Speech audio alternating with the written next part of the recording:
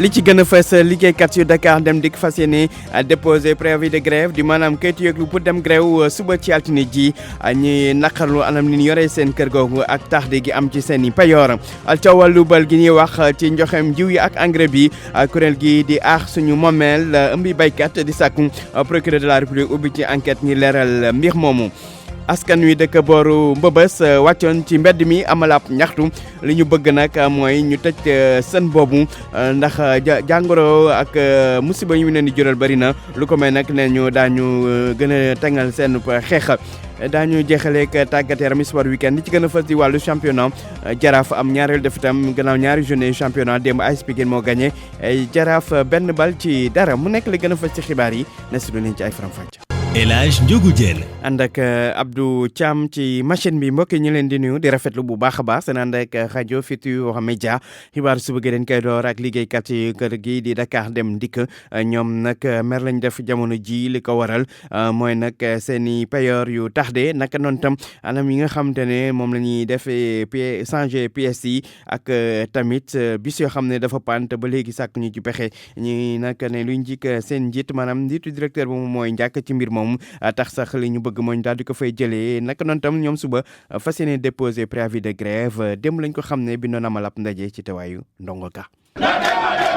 intersyndical bi ëmb nag liggéeykat yu Dakar Dem Dikk ni fas yéene noonu yëngal nag ba mu daal di yëngu. lundi bu neexee intersyndical bi dinañ dugal préavis de grève boo xamante ni point yi yëpp nga xamante ni wax nañ ko ci. su saafarawul bu matee incha allahu rabi lawoon fa woon la ñuy delloowaat. cib assemblée générale ñoom yi liggéeykat ni taxaw nañu naka ngir jëflante ak seeni ko directeur général boole kook tamit di yëglu ci façon bi nga xamante ni moom lay doxalee te mu nar a nax saayal këruk liggéeyukaay bi. tey 475 bus yi automatique la li nga xamante ni moom mooy daw ci réseau bi matul sax 180 yi ci des yëpp dafa paan dañ leen ni masse amuñu batterie société bu toll ni Dakar Dem Dikk du ay défoncé la ñu war a wutee ay pièces yi ñu war a mën a am mooy ay conteneur moo war di wàcc état jox nañu dette croisée 16 milliards dégg ngeen liñ ci wax créance la ko def avec les banques en retour luñ ci am mooy 11 milliards te gisuñu ko foncier bii mu jaay 8000 mètres carrés la woon jaay na presque 6000 mètres carrés yi parce que 2000 mètres carrés yi moom la ñu waroon tabaxee direction générale mu wëlbati ko waat ne encore 1000 mètres carrés yi dañ koy jox waa statut redevance la mooy 3 milliards 800 yi fii may waxee yow tey plus de 500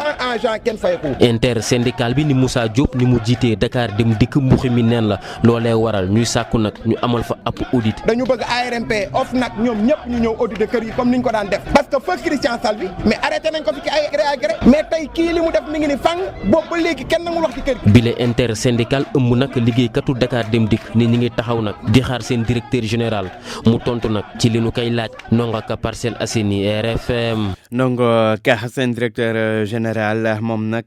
tontu na nee na nag wàllum payoor yooyu nga xam te ne moom la ñuy wax daanaka fi mu toll nii liggéeykat yëpp fayeku nañu ñi am problème rek mooy ñi nekk ci société générale te banque boobu moo am problème nee na nag ci yeneen tuuma yi moom maître Moussa Diop dina ci indi tontu ci lu yàggatul dara wax ci doxum ñaxtu bi nga xam te ne askanu Malika ak Kër Massar ñu ngi ko doon amal démb ñoom ñooñu nag dëkk ca wetu Mbëbës doon nag ñaawlu jafe-jafe yoo xam ñu ngi koy dund ndax seen boobu di Mbëbës wàllum wér-gu-yaram seen wàllu dëkkuwaay ñu bëgg nag ñu sàkk ci pexe lu ko may nag nee na fan jëm mooy dañuy tey camion yi benn camion du wàcc mbalit foofule ca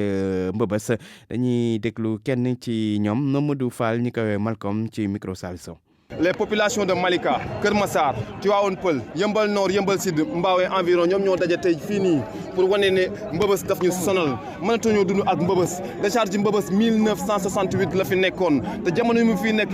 état bi fi nekkoon dafa loolu tubaab naan étude impact environnemental léegi décharge baa ngi màgg nit ñi jege nañ décharge bi am na problème yu bëri mi ngi muy causé lu demee ni problème mu santé tey bépp jigéen bu fi wan sa premier lor da nga koy ñàkk xale yi yaa ngi judd ak malformation nit ñi am problème respiratoire nit ñi di feebar di dee état bi gis ko jàkkaarloog ñun te defu ci dara loolu moo ñu métti beneen bi moom mooy mbiru environnement tey jii ñoom démb lañ jeexal li nga xamante ne mooy COP ba ñu ngi woon fële si Espagne di signé ay traités yi nga xamante ne pour ñun la te fekk wuñ ko kon boog état du Sénégal promesse yi nga xamante ne mi ngi koy tenir li nga xamante ne mi ngi koy jël du demee ci COP yi na ko respecté na tëj Mbëbës mënatuñoo dund ak moom encore une fois nit di dund ak mbalit 2002 lañ tëjoon Mbëbës boobu ba léegi amul benn réaction bu ñu def nañu tëj Mbëbës décret présidentielle lañ génne woon en 2011 ne Mbëbës tey tëj kon état du Sénégal monsieur le président de la république tëjal Mbëbës ci nii wala ñun ñu tëj ko ci nee leneen li moom mooy lan sa programme boobu nga génne mooy zéro déchet lu baax la mais dooy def zéro déchet xalaatal ne déchet yëpp mbalitu Mbëbës lañ koy yóbbu kon war nga am programme bu baax a baax ci Mbëbës ak ñi nga xamante ne ñooy population yi wër Mbëbës tant que CEDEAO ñun duñu sedd encore une fois gëmuñu éléphant blanc ñi ko fi jiitu andiwoon nañu ay projet pour Mbëbës agul fenn tey Macky Sall doo taxawee tegal ñu benn programme naan da ngay réhabiliter décharge bi wala da ngay defaraat décharge bi dag ñuy naax ñun gëmuñu ko li ñu gëm moom mooy li nga tënk sa biir programme campagne nee nga Mbëbës sonal na askan wi doo faluwaatee di nga ko tëj boobu la ñuy xaar ci yow nga def ko doo ko tëjul. mu nekkoon Mamadou Fall ñi ko wooye Malcolm moom nag moo doon wax ci turu waa Mbëbës mu jiite kuréel gi di Mbëbës dafa doy wax ci syndicat yi ak ñaxtu waa SELS di syndicat genn ci syndicat jàngalekat yi ñoom nag jamono ji taxaw nañu ngir fexe daal am ci njàng mi nee na nag dañu bay seen waar ngir daal fexe ba daal di am atum njàng mi daal di jaar ci yoon ñu xam ne ni mel ci ndaje boo xam te ne ñu ngi ko seqoon ak ministre bi dénk njàng mi gannaaw bi mu doon tee Mamadou Talla bés bi ñu jagleel volontaires yi ñu doon ko màggal démb ca Kanel ca diwaan Matam li bandel ñang appel la di wooteb jàmm bi jàngalekat yi ak seen jëwriñ séq ci dëkkub Kanel la jàngalekat yi bokk ci syndicat bi di SELS jóge ci mboolem gox-goxaadi ci réew mu Sénégal nee nañu taxaw nañu ngir kap école républicaine maanaam bu soppi xar kanamam bu baax a baax ci contexte bi nga xam ne nag bëri na ay mouvement de protestation ak ay manifestation naqar jëwriñ gi yore wàllu njàngale mi di Mamadou Talla mbégte ji rëy la ci àndal nde yaakaar bu rëy moo ko lal. C'est parce que réforme yi ñu war a def mënuñu ko def sànq ànduñu ak tous les acteurs yooyu nag syndicats yi nekk dans le G7 ak yeneen syndicats yi ak kenn koo xam ne rek acteur la dans le système éducatif société civile nekk benn seet que war nañu en tout cas sous des défis yi on veut les relever nan la ñu fexe ba créer li ñuy wax en français école de tous une école pour tous loolu moo tax génne nañu li ñuy wax ne ay priorités yi 5 lañu mais benn bi mooy apaisement climat social les valeurs retour aux valeurs mooy valeur de la République et puis comme président de la République arbitré na Assemblée nationale voté na lu mel ni 526 milliards xam naa sax mënul doy si éducation nationale mais nañu seet lan moo war a dem si xale bi nekk fële à Fongolembi ou bien dans le Fouta ou à Dakar donc man défi yooyu laay jël et di remercier en tout cas syndicats yi le fait que ñu wóoluñu loolu moo tax ma ñëw waxtaan ak ñoom yëndu ak ñoom. jàngalekat yi nga xam ne nag ñoo bootu ci syndicat bi di SELS dañoo ñëwoon màggal journée internationale bi ñu jagleel wàllu volontariat ci Kanel la ci làmmiñu Souleymane Diallo di seen njiit sàqu nañu ci nguur gi nag ñu gën a fulaal li nga xam ni moo jëm ci wàllu nekkinu jàngalekat yi mu nekkoon seen naataango Waly Bandel ñaa fii ci doonu Matam pour RFM. pour man RFM mooy rajo bi gën a jege askan wi. RFM rajo bi jaamu seen soxla. wéy ci xibaar yi gannaaw bi 8h tegalee juróom benn minute wax nag ci li laam naamee jamono ji ne nag dafa am ay jiw ak engrais yu ñu war a jox béykat yoo xam te ne dañ ko lubal loolu nag tukkee ci dàgg santé diggante Yakham Mbaye ak Moustapha Cissé Lo coow loolu nag tax ba kuréel gi di aar sunu moomeel di kuréel ëmb ay béykat bëgg nag procureur daal de la République daal di ci dugg ngir leeral coow loolu ci geneen wàll nee na nag bu fekkee ne am na ay nit ñoo xam te ne dañu lubal engrais ak jiw yi dañ leen tegi daan dañ ci déglu Bassirou Ba jiite aar suñu moomeel ci micro Ibrahima Diame. gis nga directeur Sonacos li mu wax bu fekkee tey ñu ngi am nekk ci fukki fan ak ñett yoo xam ne ni ñu ngi bi campagne bi ubbee ba léegi mënaguñu am lu ma 30 camions loolu problème la te loolu bu fekkee dina am conséquence parce que Sonacos suñu réew moo ko moom ay Sénégalais ñoo fay liggéeyee kon ñoom duñu am ci luñu jàpp bu fekkee nag loolu dafa am pour man damay lancer rek état ñu gën a yokk prix bi fexee nag parce que dafa neex waa baykat bu bayee ba pare gis ci boppam alors li ñu mën a def mooy bu fekkee defuñu ko duñu am jiwu ren non seulement dana def conséquence ndaw yi nga xam ne ñooy ay nitu Sénégal yi nekk Sonacos danañ am problème kon problème mooy nañ ko jéem a essayer yokk parce que nag ku nekk la nga nekk boo sañoon mu jëm kanam baykat bi day ñaan yàlla tey kilo gerte dem ba jar 500 jar 1000 francs bi ci des mooy tey ñu dégg tey ku xam ne Moustapha Cissé Lo nga xam ne dañ ko respecté parce que député la boo xam ne moo ñu nekkal suñu réew ñu xam ko donc bu toogee ne am na lu mu xam ba ne am na ñoo xam ne tey ñu ngi tëdd café de Rome te ñoom la ñuy jox suñu jiw ñun baykat yi loolu dafa doon problème boo xam ne lu grave la léegi nag ñuy woo tamit procureur foofu mu autosaisir mu wax ñi ndax info yi nga xam ne yaa xam daf ko joxe ndax lu am la wala amul bu dee am na nañ leen teg ci yoon àtte leen et puis mu leeral ñu ñan ñooy le gros producteur ñan la parce que man xam naa petit producteurs yi mooy baykat yi nii xam nañu ñan ñooy opérateur économique yi mooy ñuy jënd ak mais le gros producteur ñan la nañ ñu ko leeral benn par benn ñan la. mu nekkoon Bassirou Ba jiite kuréel gi di aar sunu moomeel di kuréel gu mbay baykat ci mbir moomu nag ki nga xam te ne nekkoon na fi ministre bi ñu dénk wàllu mbay ay jamono di Farba Senghor daal di ci addu ne nag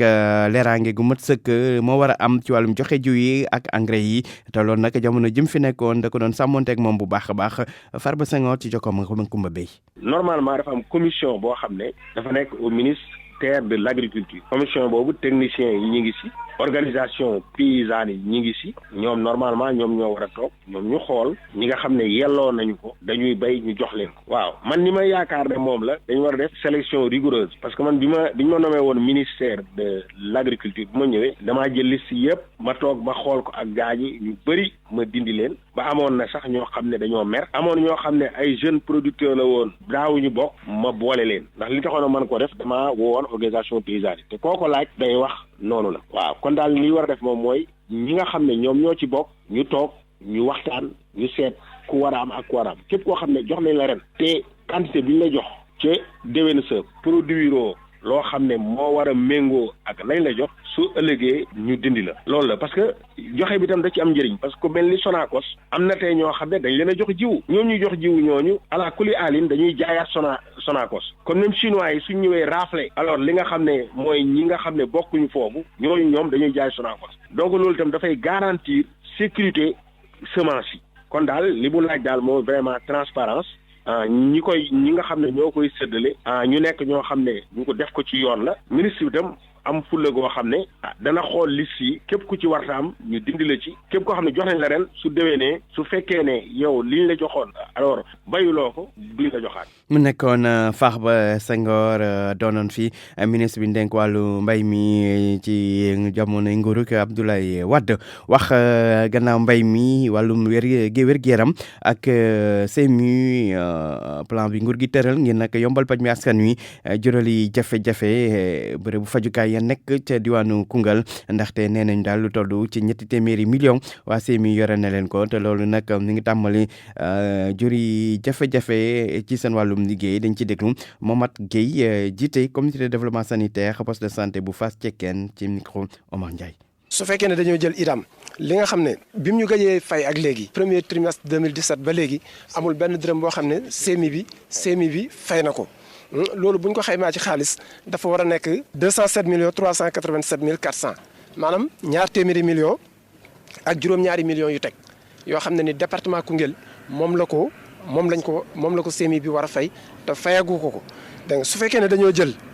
IDAM bi ñoom ñu ngi war a fay 11 mois ci fukki weer ak benn yi maanaam 100 millions ak fanweeri millions ak juróom-benn. léegi nag loolu boo ko xoolee buñ boolantee lépp dafay war a nekk 300 millions ak ñeent fukki millions ak ñeenti millions. yu teg loolu nag mu waroon a ñëw dellu si ci askan wi mais ñëwul léegi dañoo dem ba poste de santé yi ñu am jafe-jafe pour patients yi nga xam ne ñu ngi ñëw di faju si lu ñu leen fajee sax problème la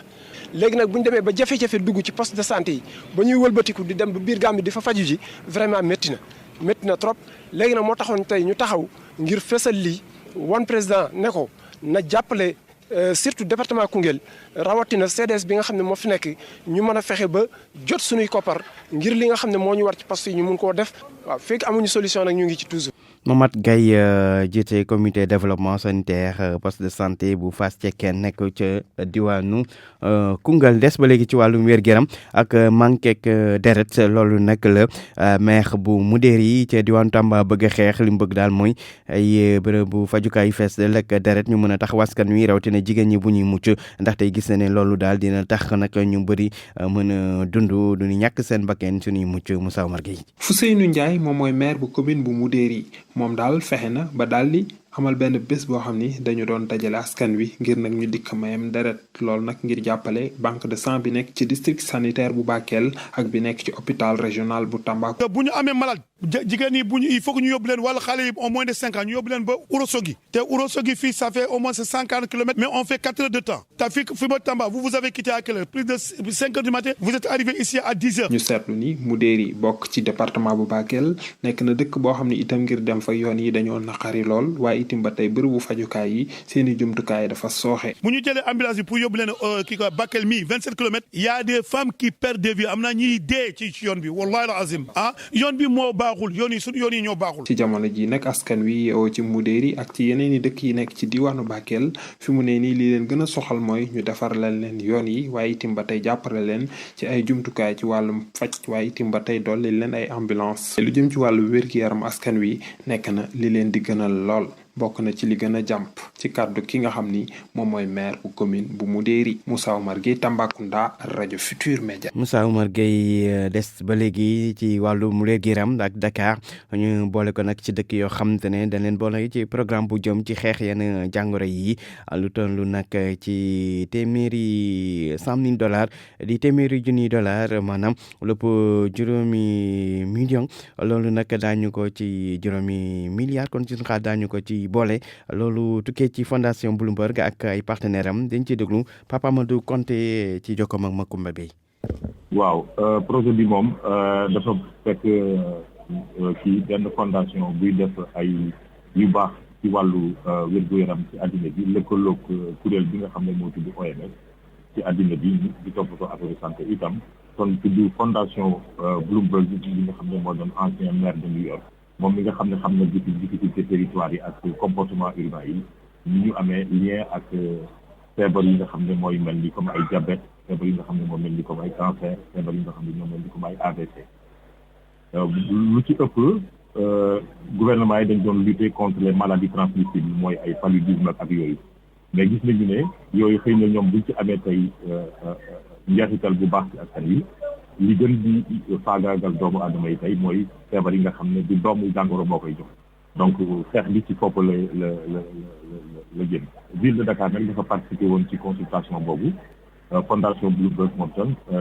jàpp na ko ci ville yi nga xam ne war na leen mën a accompagner pour que ñu mën dérouler benn projet incha allah en 2020 pour xale yi ñaax ci xale yu tuuti yi ñaax ci togg yi ñaax ci sportif yi ñaax ci mbaga ndaw yi pour ñu changer seen comportement ak seen lekkin par rapport ak feebar yooyu. am nañu financement wu environ $100,000 pour la première année. Bien entendu, $100,000 du mën a régler problème yëpp. Effectivement, il y a une contrepartie de la ville de Dakar bi nga xam ne ci wàllu communication bi moom tam war na ci jouer rôle am. Mais c'est déjà bien qu'on commence comme ça et c'est peut-être si on est un bon élève dinañ mën am beneen financement encore en 2024. mu nekkoon Papa Amadou Konté moom nag moom lañ dénkoon programme boobu jëm ci jàppale ville de Dakar ci wàllu wér-gu-yaram ñu war cee def $100,000 ji juróom fukki million ci xaalisu CFA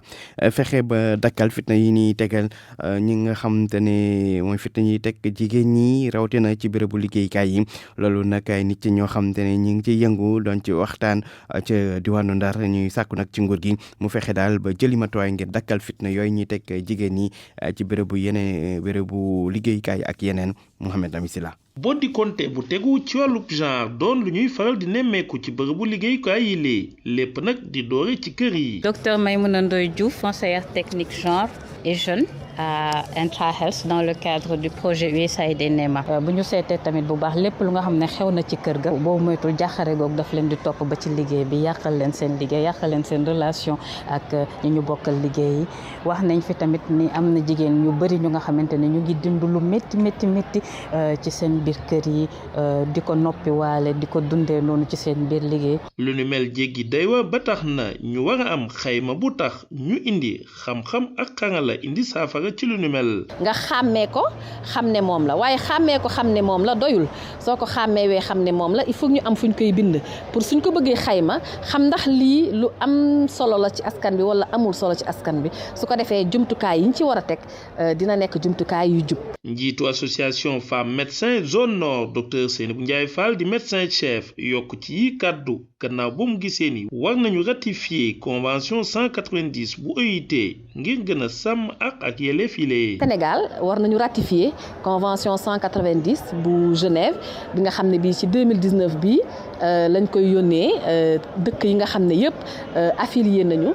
ci organisation internationale du travail pour su fekkente ne Sénégal am na ku nekk ci jafe-jafe yooyu mu xam yan yoon lay jaar pour état bi mën ko ci jàppale. Boddi Konté bu aju ci wàllub genre mën a am saafara su fekkee tàggat nañu askan wi ba ñu soppi jikko suñu dégloo kàddu yu jóge ci Babacar Mbodj di inspecteur travail bu Ndar. nit ñi bu ñuy jóge ci communauté yi lépp lu leen di dal foofu la leen di dalee mais bu ñu ñëwee ci bërëbu liggéeykaay yi donc day feeñ ci ñoom ba am ay jeexital donc ci liggéey bi. liggéeykat yëpp ñooy tolloo ak yelleef muy ku jigéen ki muy ku góor ki muy liggéeykat bu ndaw bi muy liggéeykat bu mag bi. yoon dafa jël en charge question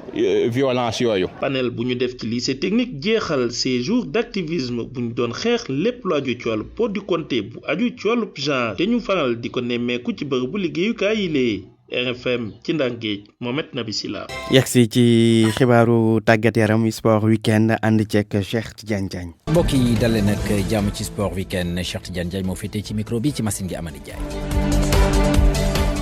football lañu koy daal di door rek championnat bu Sénégal Ligue 1 bi lii di ñaareelu bëccëg bi daal dinañ ko door niki samedi gi ci stade Ngalandou Diouf bu Rufisque diggante Teungueth FC ak ñii di waa Union Sportive bu Gorée ndam demul ndam dikul kenn dugalul sa morom dara.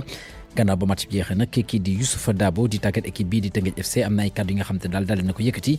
donte nag amoon na yaakaar ne waroon naa mën a yóbbu li nga xam te ne moo di gilee jongante waaye yëf yi mujj na antu waaye dañuy wéyal li nga xam te ne daal moo di liggéey bi ngir bëgg a daal defee bu ëllëgee ñu daal di ñëw gën a dëggal seen bopp loolu moo di kàddum ñu déglu ko ci micro Abdou Diouf Diagne. si zone adverse bi suñu jeu foofu offensivement moom moo xawoon a am jafe-jafe parce que dañu amoon en face benn adversaire ba nga xamante ni dafa jëloon option c'est-à-dire intention bu njëkkoon mooy bañ a perte match bi et équipe yooyu bu ñu ñëwee duñ la faral di may espace ba nga xamante ni moom moo leen di mooy séparer défenseurs yi ak goal bi donc dafay am jafe-jafe pour nga attaquer cet espace maintenant li nga mën a def pour génne leen wala mettre leen en difficulté mooy ci seen biir bloc c'est-à-dire entre ligne offensive bi ak ligne défensive bi espace boobu nekk foofu pour nga mën a dugal foofu bal bi téye ko fa indi leen ay jafe-jafe et loolu il faut aussi nga am ay milieu de terrain yu disponible dans le jeu yoo xamante ni mën nañu def loolu am nañu ay joueurs yoo xam capable nañu def loolu c'est-à-dire jouer ci biir bloc adverse bi mais tey bon ils n'ont pas été bons si seen jeu sans ballon defuñu li ñu waroon def et bu ñu yoroon bal bi aussi ci biir bloc bi aussi defuñu aussi li ñu waroon def mais bon début la il faut que ñu continuer travailler et puis surtout se servir de ce match pour wan leen yenn images yi xool aussi lan la ñuy corriger comme ça ñu gën a mën a jëm kanam daal. Sidaat Sarr moom moo di tàggat équipe bi di Union Sportive bu Gorée gannaaw match nul bi nga xamante ni daal dina ko jëli ca dëkki jàmbur ma nga koy rafetlu léegi nag la ca des rek moo di ñu gën a wéy liggéey bi ngir bu ko daa defee boo liggéey moom itam mu mën a am ndam ci jongante yi nga xamante ni moo nekk ci kanamam ñu déglu ko ba tey ci micro Abdou Diouf Diagne. pour liggéey xale yi ñaax leen ñu xam ni tey match la boo xam waruñu ko ñàkk ñu ko mën a jouer nag def nañ ko ñëw nañ nag aussi pour def ko xawaay bi mettre en place suñu équipe changer même suñu yenn joueurs yi parce que tamit keroog sañ bi dafa am ay différence ci individuellement ci yenn joueurs yi moo tax tey ñu changé nañ joueur changé nañ aussi taxawaay parce que taxawaay mooy bàyyi Teungueth ak premier tiers am parce que soo xoolee match bi yëpp seen centre yi ci médiane bi lañ nekkoon di passé parce que ñun loolu option bu jëloon la ñu bàyyi la ne nii parce que c'est normal donc essayé nañ ko mu am ci réussite donc pour sécuriser bi ñu manqué rek mooy attaque rapide yi ñu waroon na def moom la ñu réussir dugal si biir mais c'est normal équipe bi ñu dajaloon aussi équipe bu baax la ñu waroon ñëw ci dëkkam donc mu ngi dul kontaan ci match bi vraiment di ci bravo. geneen match amee woon ca stade Fodé Wade bu Saly diggante jàmbaar la ak Casa Sport bu Ziguinchor Casa Sport moo ko fa daal di fekk daal di ko daan ñaari bal ci benn ca stade Léopold Sédar Senghor itam amoon na geneen jongante diggante Jaraaf bu Dakar ak ñii di waa AS Pikine Jaraaf dafa mujj ñàkk benn bal ci dara Pikine na def lu ni mel bii nag moo di ñaareelu défaite ci ñaari match yi nga xam te ne Jaraaf jot na ko football ba saison bi door rek léegi kii di El Hadj Malick Cissé moom moo di El Hadj Massamba Cissé kon boog moom moo di tàggat équipe bi di AS Pikine am na ay kàddu yi nga xam te ne jot na ko yëkkati ci micro Soda Thiam. di sant yàlla d'abord ci victoire bi ñu may que ñu joué match suñu deuxième journée ci championnat bi yàlla mayaat ñu ndam à l'extérieur donc duñ ci nekk di ci savourer ba boobu ba léegi ndax xam nañ ne championnat la ñuy joué. 26 matchs la ñu joué gum ñaar donc dañuy teg loolu nii ne ñu pensé ci sunu match bii di ñëw mais di encourager aussi Jaraaf ils ont pas démérité ils ont fait un bon match donc dans l'ensemble man tamit may encourager sama xale yi répondre nañ président ci match boo xamante ni léegi jàpp nañ ne match la bu Sénégal yëpp di xaar nekk na derby mënuñu ko bañ donc c'est de bonne guerre ñu joué ko tey jii te dara jotu leen parce que état terrain bi doon nañ xalaat ne mun na handicapé jeu bi mais au moins tane na ci ñaari équipe yëpp essayé nañ jouer donc yàlla may nañu ci ndam ñu koy sante yàlla di encouragé waat Jaraaf bu baax di leen wax ne championnat bi des na lu bëri donc ñu tamit may xale yi ne gagné nañu nañ ko teg ci oubliette bi ñu xam ne am na yeneen match yu ñëw yu gën a metti. Malick Daf itam daal dina yëkkati ay kàddu gannaaw ñaareelu défaite bi nga xamante ne équipe am na ko ci gile championnat ñu jéglu ko ba tey ci micro Soda Thiam. parce que football léegi moom boo amee talent te doo xeex moom ak zéro ñëwee foog ñu boole ci football di xeex te loolu lañ def au premier mi-temps je pense que yoo mën a tiré Pikine ils en voulaient beaucoup plus que nous déterminés engagés premiers sur tous les ballons gagné duel yëpp ba pare am un joueur exceptionnel un Thiago boo xam ne xale bu ndaw techniquement très outillé muy def ci bal bi lu ko neex ma koy xoolee sama bopp muy football mënul football moo tax man pour man c'est vrai que parfois di nga foral équipe nekk entraîneur mais boo gisee jour bu ay da ngay nostalgie da ngay kontaan il y a rien à dire la première mi-temps de Pikine la victoire de Pikine a été méritée on a joué en deuxième mi-temps bi ñu joué baax na changement yi apporté na vitesse percussion apporté na profondeur am na séquence bu baax yu ñu def mais comme ni ñu koy wax regret bi ma ci am mooy gagné wuñu amuñu nul entraîneur nag boo gagné wul boo amul lu mënoo ci kontaan li am na yàlla dogal na ko di ko sante yàlla et puis xool suñu kanam parce que àdduna rétroviseur xool sa gannaaw si kanam ngay xool. lu ci des ci jongante ñeel Ligue 1 bi danañ ko daal di yeggali ni ki dimanche gi ca stade Alassane Djigo bu Pikine 16h30 diggante Dakar Sacré-Cœur ak ñii di waa stade Mbour stade Ndiarème bu Guédiawaye 16h30 ba tey ci dimanche gi diggante Douane ak ñii di waa Ñaari Tali ci Mbour stade Caroline Faye Mbour dana fa tas ak ñi nga xam te daal ñoo di waa Génération Foot stade Albouri Ndiaye bu Louga diggante Ñambur bu Louga lay daal doon ak ñii di waa SNEPS Excellence bu Thiès wàllu football ba tey waaye bi la yoon Ligue 2 bi genn jongante cote daal di amoon ci ndorteelu gi di deuxième journée bi ci stade Massène Sène bu Fatick jamono bu Fatick daal di ñàkk ci digganteem ak Renaissance bu Dakar benn bal ci dara la ca des ci jongante nañ ko daal di yeggali ni ki dimanche gi stade Caroline Faye bu Mbour 15h diggante Demba Diop FC lay daal doon ak ñii di waa Thiès FC stade Ngalandou Diouf bu Rufisque 16h30 Port dana fa tase ak ñii di waa Union Sportive bu Ouakam stade Mawade Wade bu Ndar Linguère de Saint-Louis dana fa tase ak ñi nga xam ne ñoo di waa Amitié FC stade Lat Dior bu Thiès Africa Promo Foot 17h dana fa dalal ñi di waa Sonacos bu Bawol altine di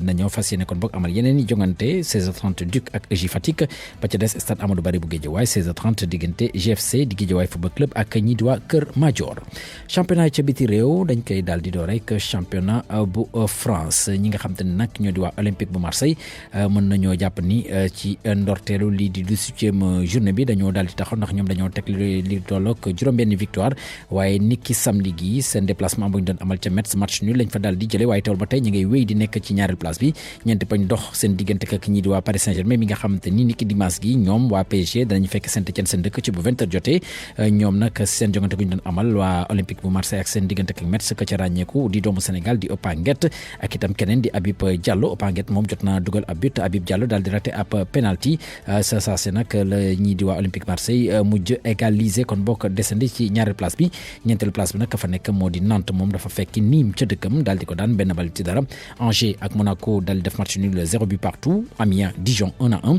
Reims moom dafa fekk Toulouse ca dëkkam daal di ko daan benn bal ci dara ci dimanche gi 14h Bordeaux dana fa tasek ñi nga xam te ne du waa Strasbourg 16h diggante Lyon ak Rennes lay daal doon 20h na ma ko waxee Saint-Étienne dana dalal ñi di waa Paris Saint-Germain waaye kooku lay jongante Idrissa Gana Gueye du ko teewee ndax gaañu bi nga xam te ni jamono gi moo ko daal di tëral championnat bu Angleterre ñi nga xam te ñu di waa Liverpool mën nañoo jàpp ni daanaka sànni nañu karawaas la ko waral moo di ci seen 17e journée bi nga xam te ne daal nañ ko door ni samedi gi ñoom dañoo daal di am ndam waaye ñi nga xam te ni ñoo féetee ca gannaaw kenn amu ci ndam Liverpool moom dafa daal di daan ñi di waa Watford bu Ismaïla Sarr ñaari bal ci dara Sadio Mané moom moo jot a jox sax kii di Mohamed Salah premier passe maanaam ngir mu dugal beneen ba ca des itam Salah daal di ko kon bokk dugalaat maanaam doublé la doomu Égypte bi daal di def fi mu toll nii fukki poñ moo daal di dox seen digg ak Leicester féetee si ñaari place bi Leicester nag moom dafa daal di match nul 1 but partout diggante mag ñi di waa Norwich Sheffield daal di daan ñi nga xam ne ñoo di waa Aston Villa ñaari bal ci dara Chelsea ma nga féetee si ñeenteel place bi moom samedi gi dafa ñàkk ci dëkkam diggante mag Bournemouth